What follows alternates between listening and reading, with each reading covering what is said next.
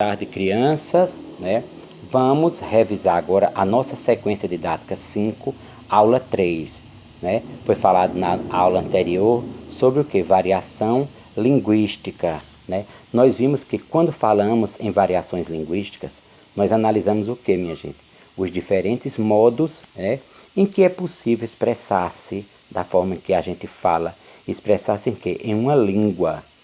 E nós sabemos que, levando em conta a escolha também das palavras, né, a construção do enunciado e até mesmo o tom da fala, né, a maneira que a gente fala, a maneira que a gente expressa, né, então tudo está de acordo com a variação linguística, certo? Então, minha gente, há 4 tipos de distinção dentro das variações linguísticas. Número 1, as variações históricas tratam das mudanças ocorridas na língua com o decorrer do tempo, certo?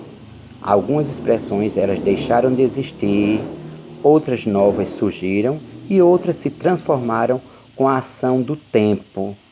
2, as variações geográficas, né? Elas tratam de quê? As geográficas, de diferença de linguagem devido à região. Quando nós falamos em variação geográfica, né, nós já estamos lembrando também o quê?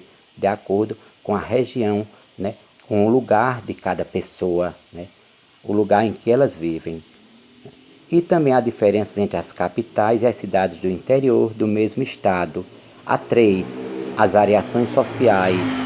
Elas são diferenças de acordo com o grupo social do falante, ou seja, minha gente, de acordo com a pessoa que está falando, que está iniciando a fala, né, que está enunciando, né, falando algo.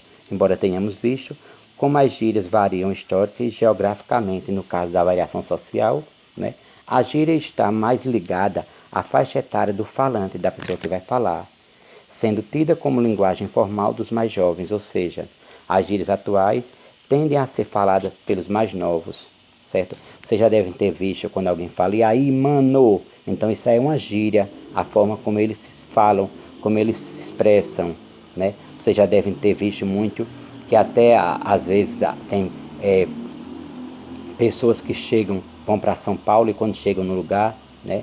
Aí às vezes querem dar uma de galã, como se diz, né? E às vezes chegam falando gírias de formas, né? Que muitas vezes você acaba às vezes ignorando, mas que fica para você também, né? E o 4, as variações estilísticas remetem ao contexto em que exige adaptação da fala, certo? Ou ao estilo dela, da fala, ou ao estilo de como a pessoa está falando.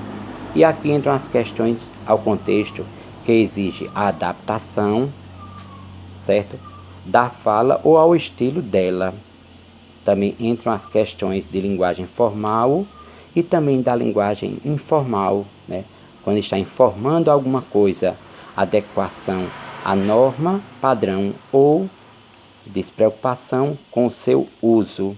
E nós sabemos também que nós percebemos que há uma única maneira de expressar-se. Portanto, não há apenas um modo certo. A língua e suas expressões, elas variam de acordo com uma série de fatores, minha gente, certo? E antes de tudo, ela deve cumprir seu papel de expressão, sendo como compreendidas pelos falantes, né? E estando adequada, não é isso? Aos contextos, né? E as expectativas no ato da fala, ou seja, na expectativa no ato de quem está falando, né? No ato de quem está se comunicando. Então isso são o quê? São as variações linguísticas, certo? E nós sabemos que as principais características do texto falado apresentam características como interação de quê? Da face a face e assim por diante.